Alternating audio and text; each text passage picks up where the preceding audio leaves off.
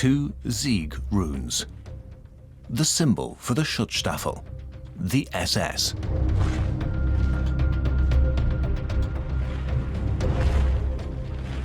It was rugged. It was aggressive.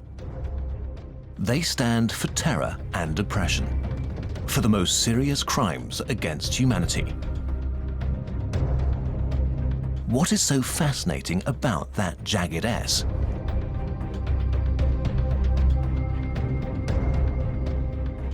They had black pennants with a Sieg rune on them. I thought that was great.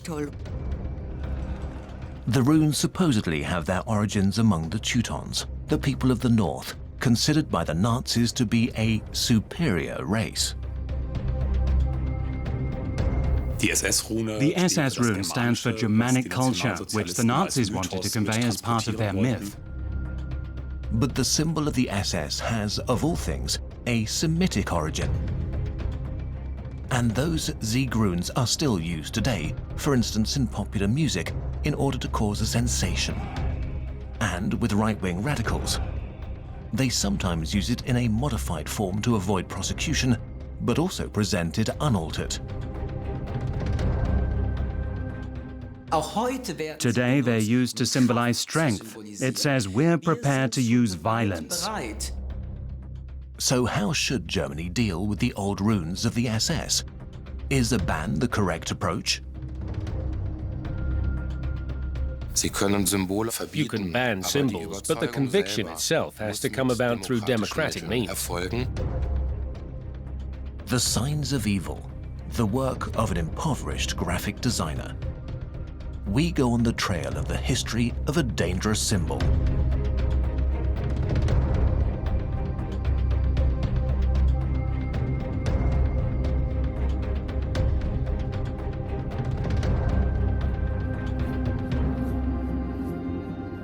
East Westphalia, the heartland of ancient Germania.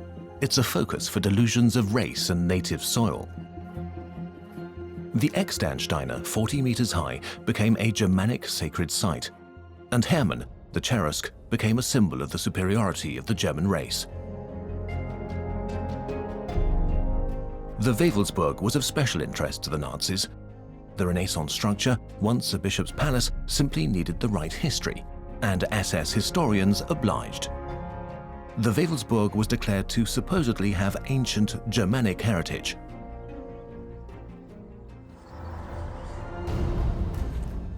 Immediately after visiting for the first time, SS commander Heinrich Himmler made it the headquarters of his Black Order.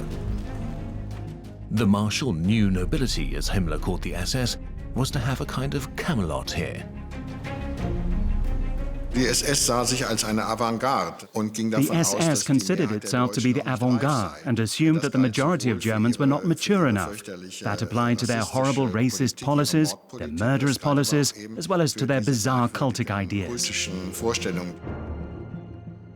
Himmler's castle was only the beginning. The village of Wewelsburg was to be moved, and the castle complex was to provide space for an SS academy, an elite school for the master race. Construction was set to start after the final victory.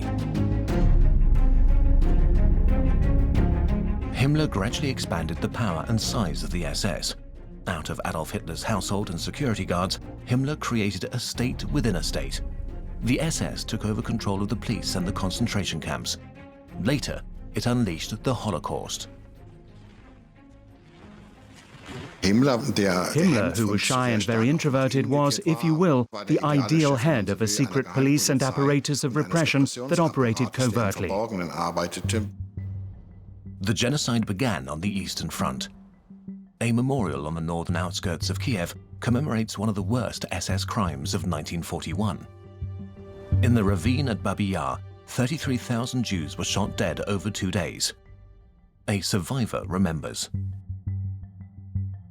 They had to lie face down on the bodies of the murdered and wait for the shots from above.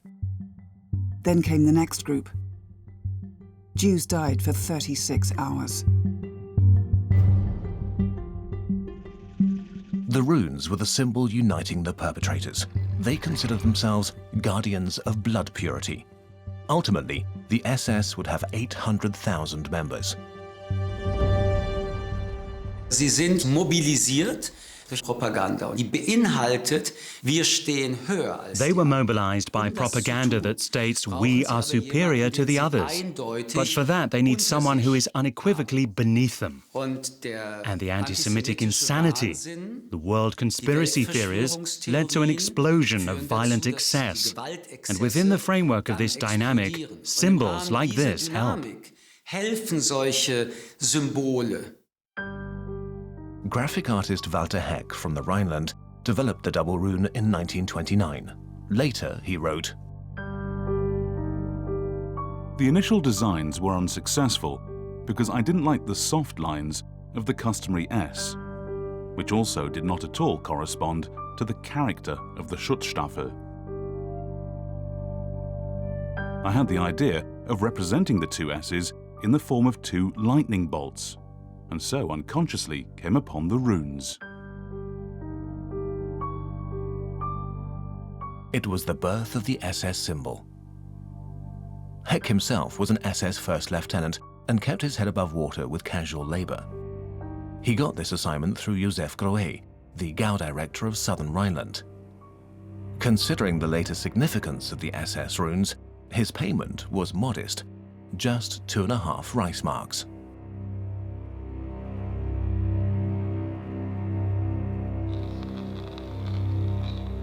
Walter Heck completely relinquished the rights to his design.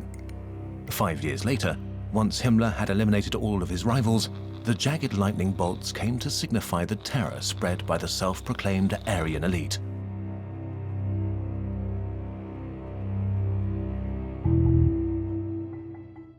Victor Klemperer, a journalist from a Jewish family, closely observed the signs of that time. He wrote, "Long before the Nazi SS existed, you could see their symbols in red paint on transformer sheds with a warning below: danger, high voltage.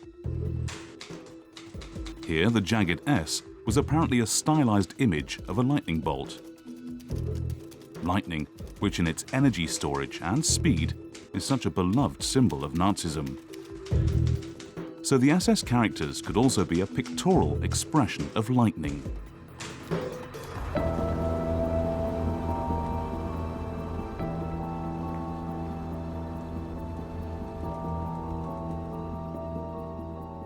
The SS rune has aggression in it. In the way it's designed, it stands for the lightning bolts that it transmits, but also for the Germanic, which the National Socialists wanted to convey in the form of myth.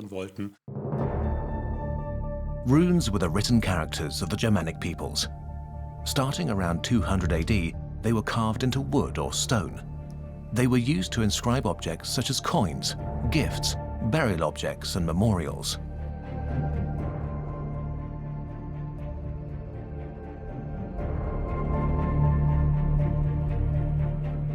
Many Germanic tribes had different runes. They stood for sounds and meanings, but also for numbers, and supposedly also contained magical energy. From the point of view of the cultivated Romans, the Teutons seemed backward. The Teutons were barbarians and the ones who lacked a culture.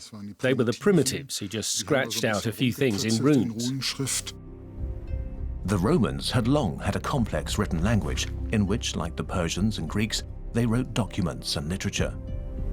They looked down on the barbarians in the north, whom they considered to be simple savages. Today, only a few experts are truly familiar with the runic characters of the Germanic tribes. Professor Klaus Duvel from Göttingen provides an example of how the comparatively primitive writing can be interpreted.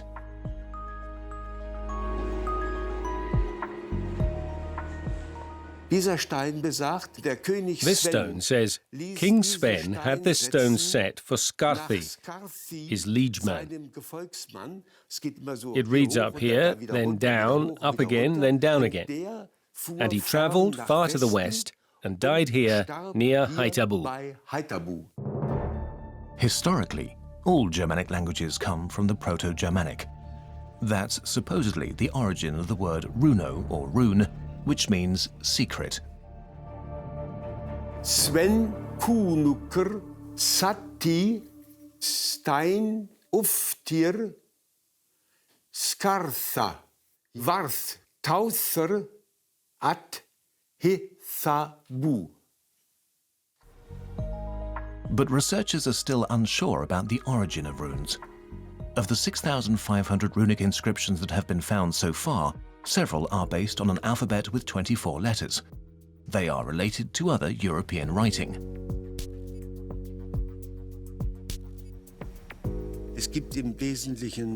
Basically, there are four major theories that ascribe the runic writing system to one of the southern European alphabets, either Greek, Latin, Etruscan, or, and that has been investigated again in the modern era, directly to Phoenician.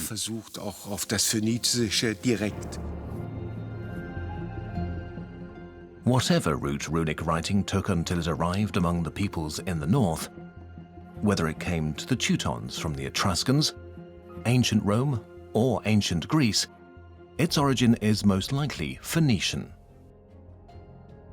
The cradle of all European written language, including Germanic runic script, lies in the Middle East, in what is today Syria, Lebanon, and Israel, a small strip along the east coast of the Mediterranean Sea.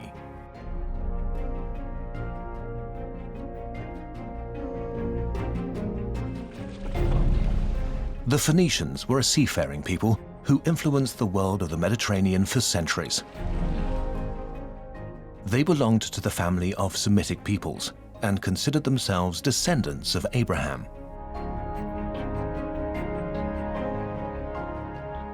Did Heinrich Himmler and his Germanic racists know all of that? Probably not, as the researchers of the 1930s still knew very little about the history of languages. So it is a cruel irony of fate that perpetrators of the Holocaust carried out their murderous campaigns while wearing insignia with Semitic roots.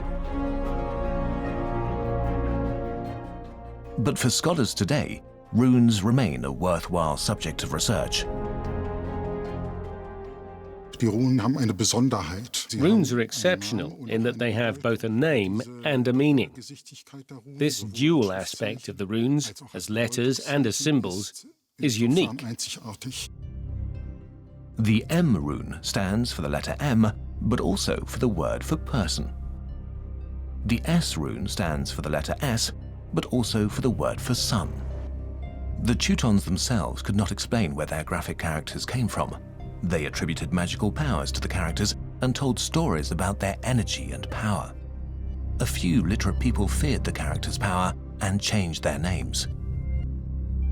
Klaus Duvel demonstrates using the example of a clothing clasp. The name of the person who made this inscription is hidden here. So that its magic would not work on him, we suspect that he altered his name. He should be called Boriso, but what's written is Buyaso.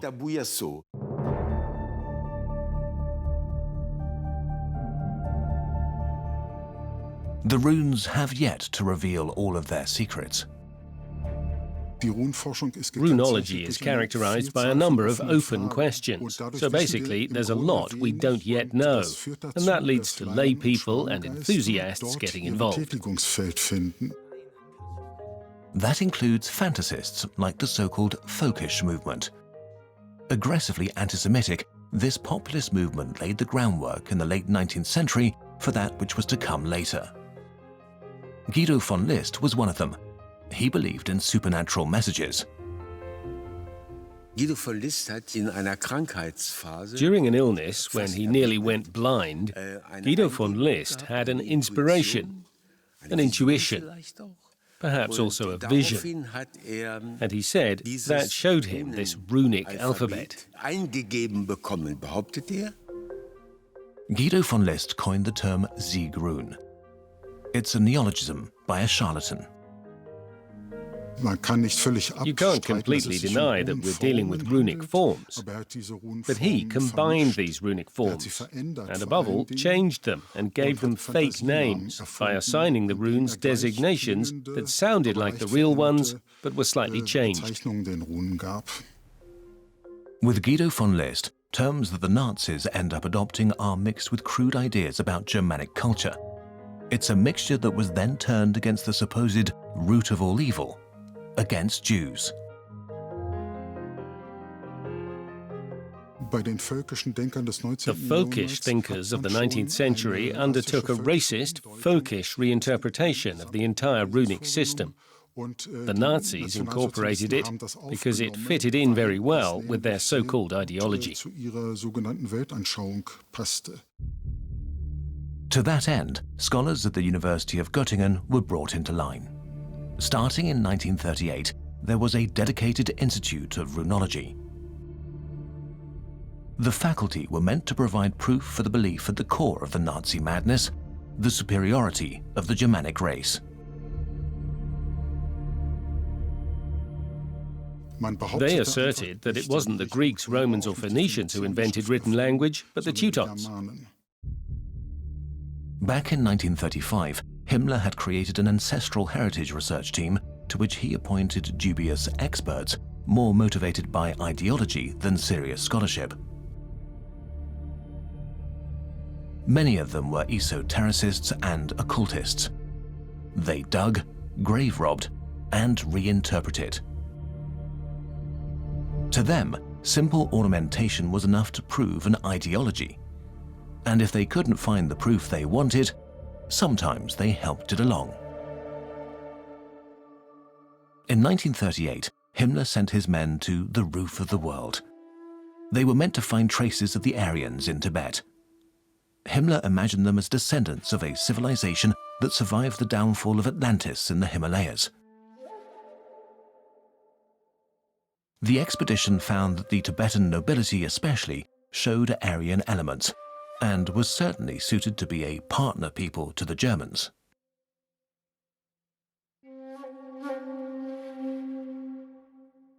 Of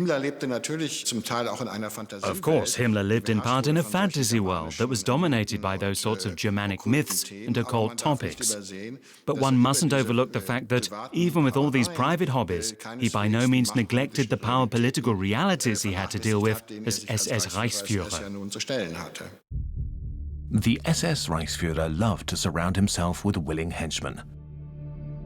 Those included Karl Maria Willigut, an occultist from Austria with supposed psychic abilities. Himmler believed that in Willigut he had found a descendant of an ancient clan in which ancient knowledge had been handed down through the generations. So when he dealt with him and asked him questions, he believed that he was thus able to communicate with the Germanic primeval world. The SS Brigadier General became Himmler's advisor for symbols and ceremonies. Willigut was also able to work as a designer. The notorious skull ring was his creation. He also had the rendering removed from the outer walls of the Wewelsburg in order to make it look more Germanic. But in 1939, Karl Maria Willigut had to leave the SS. He had failed to reveal the fact that he was an escaped patient from an insane asylum. Nonetheless, Himmler continued to maintain discreet contact with him. The Nazis didn't care so much about demonstrating a development. Rather, they wanted to prove, above all, that history was based on the permanence of races. Investigating the past was meant to prove that there is a superior race in human history. The SS was meant to wage war not only for the state, but for the Aryan race. That included especially fanatical frontline combat units, as well as task forces for killing Jews, and the units assigned to the death camps. What they all had in common was the SS runes. They were a form of identification. In his Messages to the Front, the leadership of the SS Senior District Southwest, expressed his enthusiasm for the symbols. It's not for nothing that the Sig runes on the black lapels of the Waffen-SS seem so mysterious, and yet are so simple to interpret. Victory. Again and again, victory. Soon the double lightning bolts are given their own key on typewriters. The trademark of the supposed Nazi elite is to be typed in a Germanic style, even in official documents. The fact that the symbol of the SS, the double Sieg rune, was made a character on typewriters is unprecedented. The new key was also meant to help make typing more efficient. Since the occupation of areas in the East, the bureaucracy had swelled. The runes of the SS became seen more commonly in Germany. People began to notice that apparently those wearing this label were allowed to do things that a government is normally not allowed to do. And this label was in great demand. It represented power and advantages. There was also an opposite label, and that was the yellow Jewish badge. Those who had to wear that were nothing. They had no power. They were vermin to be eliminated. Victor Klemperer observed the coarsening of German society. He wrote, Today I asked myself again, which was the worst day for the Jews? September 19th, 1941. From that day on, they had to wear the yellow badge. Now that it's been introduced, it doesn't matter anymore if Jewish homes are far apart or form their own neighborhood, because every Jew with a yellow star carries the ghetto with them, like a snail with its shell. Victor Klemperer, son of a rabbi, survived the Nazi regime thanks to the help of his wife, considered Aryan in Nazi parlance.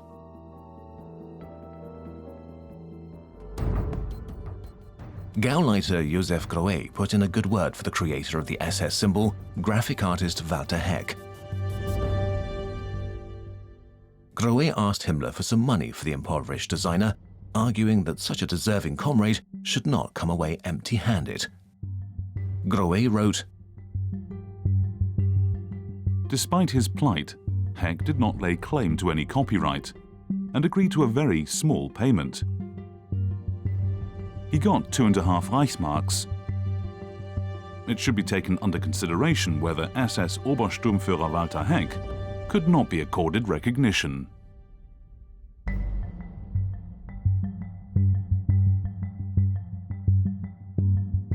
SS leader Himmler wanted to show his gratitude. 4 months later, he wrote to Walter Heck. Once the war is over, I intend to give you a single-family house with a garden as a visible sign of my appreciation. However, I expect you to have already started a family by then, with at least 2 children. Shortly before that, Himmler had ordered his highest officers to Wewelsburg. He wants to prepare them for what was being called a struggle of annihilation. A few days before the start of the Russia offensive, there was a meeting at Wewelsburg of high-ranking SS leaders who were to be put in the mood, so to speak, for the imminent historic war against the Soviet Union. And that required a certain intimate atmosphere. Later, one of the SS officers would say that Himmler spoke of the decimation of the Slavic race by 30 million. For his speech, Himmler used a hall called the Obergruppenführersaal. Here, around the so-called Black Sun, the race fanatics forged their plans for the Third Reich, as Himmler imagined it.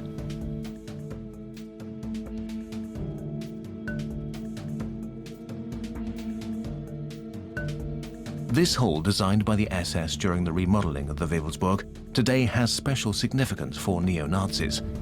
In its black sun, they see 12 Sieg runes, or 3 swastikas laid on top of each other. Graphic designer Andreas Korb studied the symbol extensively. Some see it as a black sun, others simply as a sun wheel. The strength of this symbol is that it leaves a lot of room for interpretations like that. Everyone can see in it what he wants to see. And as with the SS rune itself, the design of the symbol is one thing, but the loading of it with meaning is something else again. Some of Himmler's esoterics believed the black sun produced the light from which the Proto-Aryans arose. Others see a connection with the Teutonic Order, with the Nordic Edda saga, or even with King Arthur. Right below the ornament is a hall with a decorated dome. It feels like a crypt.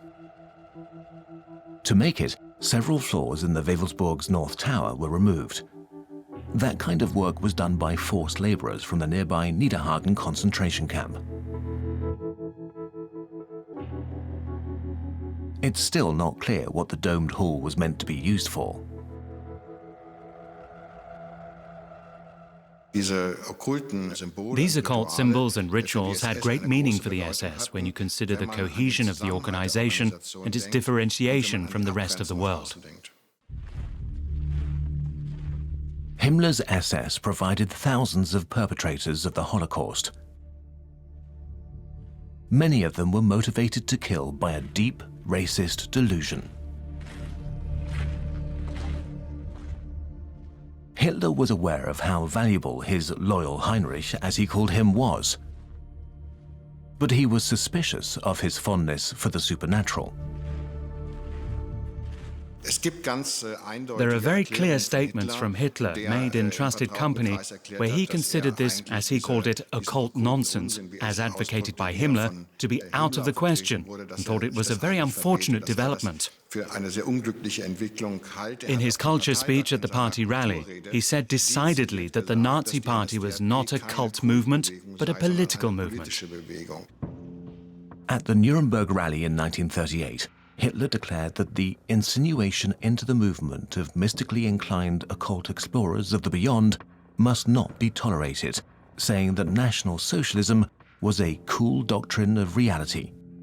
Hitler and the SS began wrestling over interpretational sovereignty. What do the signs of evil really stand for? Back in May 1933, the Nazi regime passed a law protecting national symbols.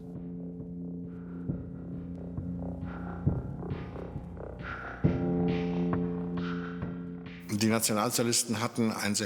Nazis had a great awareness that symbols were hugely important for the cohesion of the organization, and that must not be allowed to be sentimentalized. That's why there was that early law against the misuse of Nazi symbols. There was a real industry that produced the most outlandish things, and which of course tended to contribute to making those symbols look ridiculous. Christmas tree ornaments with Hitler's face, Nazi party boxes, and swastika clothing were banned. The party alone was allowed to decide where and when its symbols would be used. The dictator learned from his opponents. In Mein Kampf, he wrote, After the war, I experienced a mass Marxist rally in Berlin, in front of the Royal Palace and Gardens. A sea of red flags, red armbands and red flowers gave this rally, which was attended by about 120,000 people. A tremendous appearance, purely superficially. I myself could sense and understand how easily an ordinary man could succumb to the suggestive allure of such a terrifically potent spectacle. Nazism was supposed to exude a similarly potent allure. Nazi symbols decorated city centers on holidays. The party marketed itself with flags and bunting.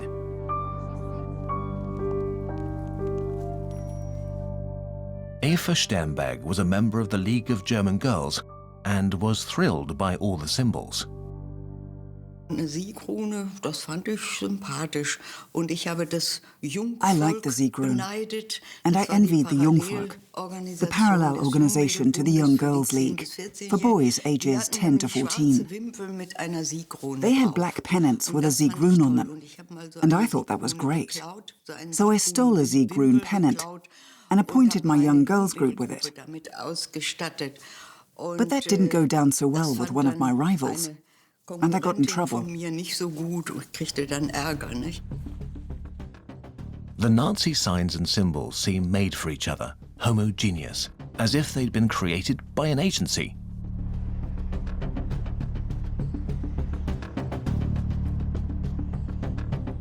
The color code the Nazis used fit very well into their whole ideology.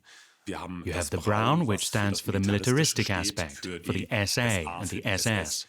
Then you have black, of course, which was later used for the SS and which exuded an incredible aggressiveness and brutality, especially in connection with the image of the skull. And you have the signal color of red, used along with the swastika, which has a great pithiness and recognizability.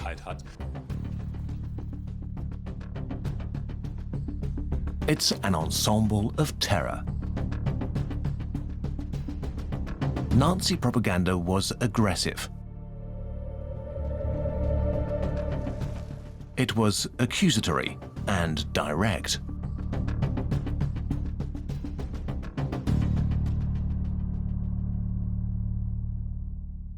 The blatant, the loud, the openly propagandistic elements certainly helped this regime be very effective and efficient back then. Not least because, before this, no one else in politics had used these mass media in such an intense way. So the effect on the population was, of course, especially intense. But appearances are deceiving. The design of the Nazis, their signs and symbols, were not part of a unified strategy. What unified them was simply their style. Even font choices were ideologically determined. Gothic or Fraktur were all the rage. They were considered Teutonic, German fonts. Traditionally, in those folkish circles, there was the notion that the German or Aryan person also had to distinguish himself through a special font. So there was a real cult surrounding these Fraktur typefaces, German typefaces. Official documents were printed in Fraktur, and film posters used the old-fashioned fonts. In 1937, Jewish-owned publishers were forbidden from using Gothic typefaces. Designer Andreas Korb has studied the effect of Fraktur typefaces.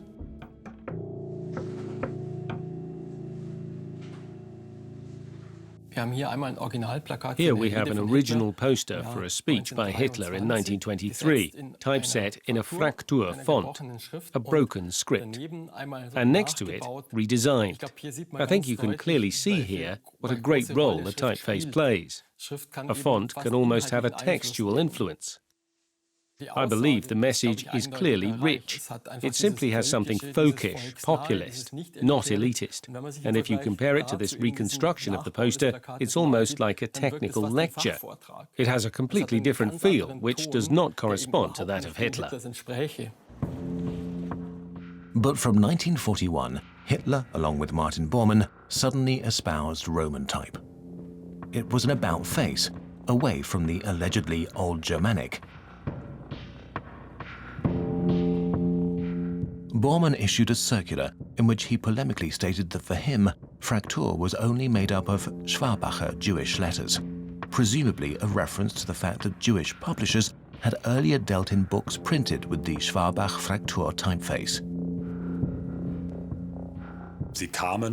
They came from the Fraktur typeface, which of course had a strongly Germanic heritage, and which was meant to demonstrate how important it was to the Nazis to carry on this Germanness and this tradition. Later they switched to a more modern Antiqua font, which was meant to symbolize we are also a modern progressive and above all global movement. That was the point, expressing the idea to the people out there that the Nazis represented a movement that would eventually conquer the world, which luckily didn't happen. Hitler wanted to use the new typeface as an ideological message. In 100 years, our language will be the European language, he asserted in a speech. And the prerequisite for that was Roman type. It's understandable that Hitler preferred Antiqua. This font in capital letters, ideally centered along the central axis, is the typographical expression of power.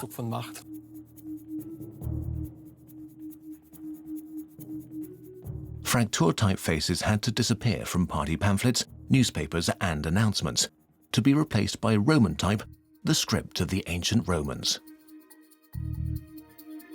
Der ganze Auftritt der Nationalsozialisten. The entire presence of the Nazis was, of course, completely aimed at preventing any kind of individuality. Essentially, you can say that democracy stands for colourfulness and dictatorships stand for monotony. That has a lot to do with the concept of humanity behind it, meaning that they wanted to bring everyone into line, in the truest sense of the word. With the memory of defeat still fresh, the Nazi regime adheres to its signs of evil. Under their impact, resistance is opposed with deadly rigor. Deserters are hanged. Prisoners are executed. Obedience until the bitter end. Many believe to the last in a final victory under the banner of the SS runes. In our memory, they stand for Auschwitz, for a time when there was no room for humanity, at least in Germany. They stand for World War II and for a totalitarian regime that was unique in its ideological power of destruction. And they stand for an entire country and the many people in that country who looked away.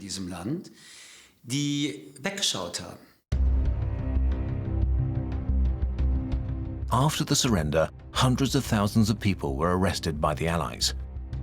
And suddenly the SS runes were revealing, the symbol of evil identified perpetrators.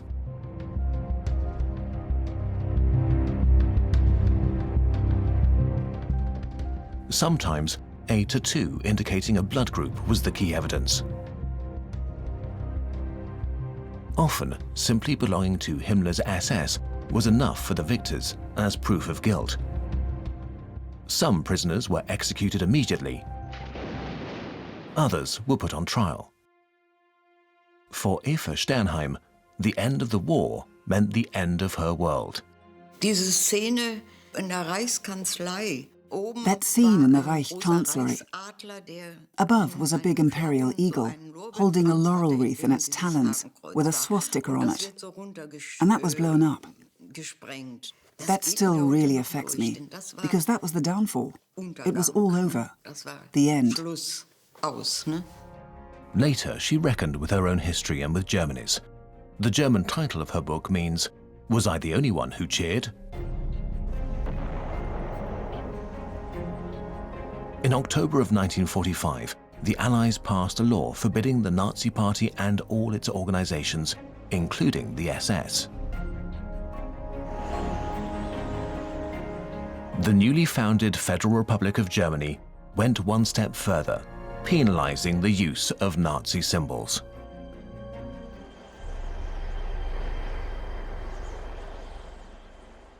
After that massive phase of propaganda, which really did permeate the entire German population, it was important to ban those symbols from public life in order to expedite denazification, just as it was right to ban certain literature, certain statements in order to rebuild democracy.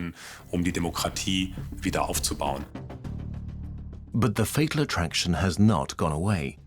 The old symbols appear again and again, whether out of ignorance, an assertion of convictions, or as a provocation.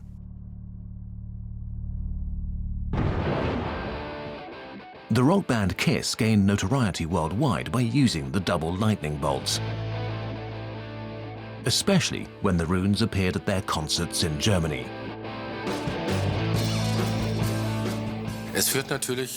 Of course, it leads to real conflicts when a foreign band uses SS runes in its name, and this band sells albums here in Germany or goes on tour here, and then comes into conflict with the peculiarities of German law. When lawyers and fans protested, the band's German record company offered to change KISS's logo. Shortly thereafter, the label announced in a statement, "We would never dream of suspecting the band of glorifying Nazism because of their logo. We're pleased that the band's management has agreed to the change." So KISS with the double S runes becomes KISS without them, but only for a short time. The band's singer insists it's not meant to be a Nazi symbol, since he himself is Jewish.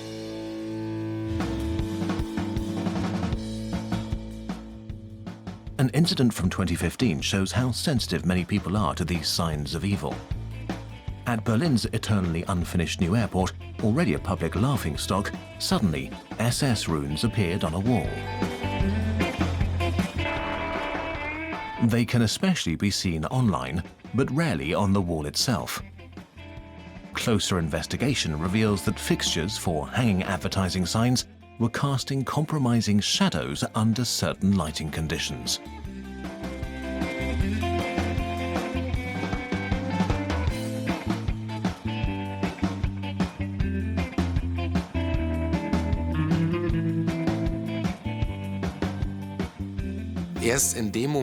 Once you find you have to seriously consider whether there is someone deliberately behind the fact that whenever it's sunny, the main entrance of the airport is covered in these runes due to the way the shadows fall, then you need to take action simply to avoid misunderstandings. Right-wing extremists like to cause provocation using slightly altered symbols. They know exactly what is allowed and what is not. Extremism and racism signaled through slight variations of the old symbols. The inhuman messages of Heinrich Himmler and his henchmen are still behind these tattoos and posters. And the black sun continues to be used.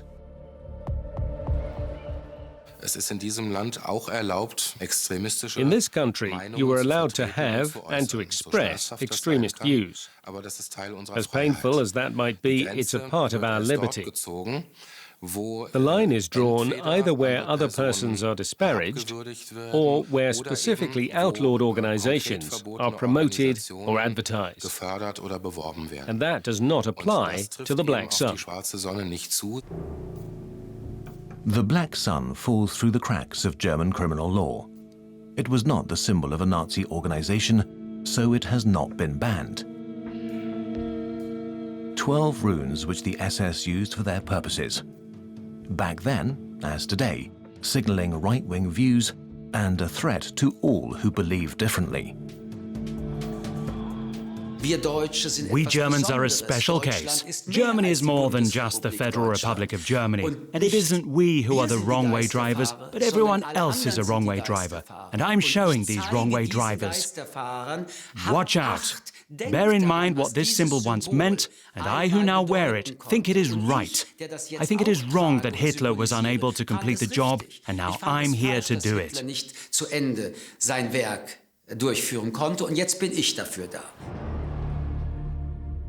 So how should a nation of law deal with this sort of provocation?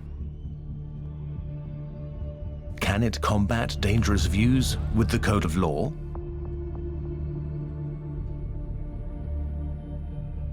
Or does it require, above all, courage, conviction, and fortitude in order to break the spell of the signs of evil? How watchful must democracy be? We are witnessing how people have no inhibitions to say things about other people that, at best, are insulting and at worst are formulated with the energy of spiritual arson and violence. And we are seeing how this spiritual arson becomes real arson. According to the law, only what is expressed publicly can be penalized. It was only when neo-Nazi and NPD politician Marcel Z was photographed shirtless at a swimming pool that he became culpable. His back is tattooed with the slogan from the Buchenwald concentration camp, "Everyone gets what he deserves." You may indeed have yourself tattooed with Nazi symbols, but you are not allowed to display them publicly. Marcel Zech, who was seen at a swimming pool with a concentration camp tattoo, was convicted of hate speech. Paragraph 130 of the Criminal Code also condemns denying, condoning, or making light of the crimes against humanity committed by the Nazis. Marcel Z also lost his case on appeal. In November 2016, he was sentenced to 8 months in prison without parole.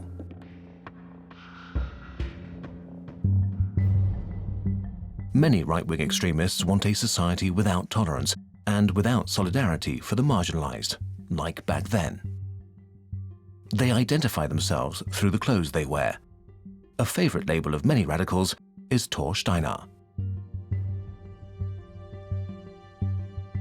What set the Thor Steiner logo apart was that it combined two runes that were widely known and familiar in Nazi circles. The company's symbol consists of the S rune and the Tiwaz rune, the Germanic symbol for battle. The label has been taken to court in Germany. Initially, the courts focused on the individual components, the Sieg rune and the Tier rune, and they said both are unconstitutional symbols. The label lost its first case and then won on appeal.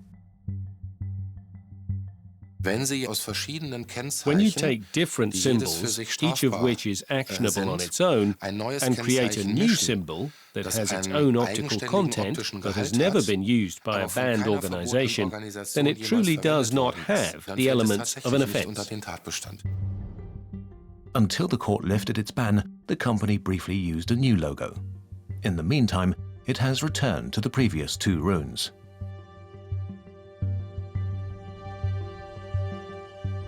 These fashion labels are important for the right-wing camp to project their views outwardly and make themselves identifiable while at the same time strengthening the community inwardly.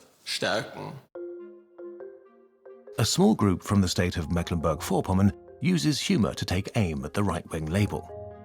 Its owners have created the label Storchheiner, Storchheiner, an entire stork-themed collection with similar designs to those of Thor Steiner. Sales of Storchheiner products are donated to projects working against right-wing extremists.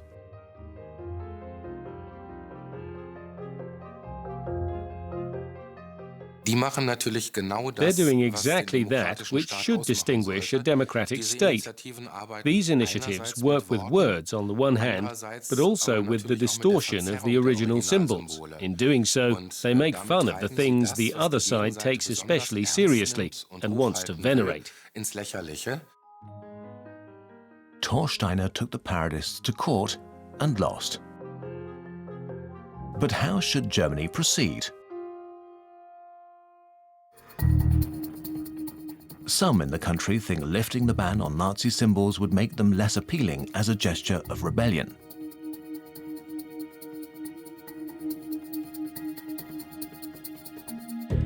What signal would it send if these were no longer banned? The message would be spread that they were allowed, and if the symbolism were allowed, it would seem that there would no longer be anything questionable about the thoughts and convictions behind them.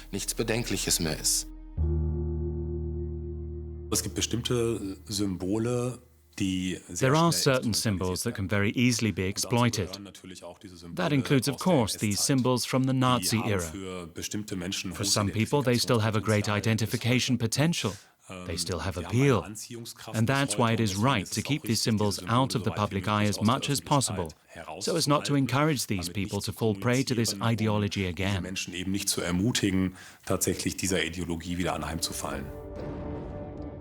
Combating the signs of evil is about more than just a right-wing clothing label or historical details. It's about liberty and the future. The ban on using these symbols will surely be maintained for a long time to come. As long as there are still people who suffered under the Nazis, for instance, people whose parents were killed back then, the sensitivity is so great that these symbols will continue to be banned.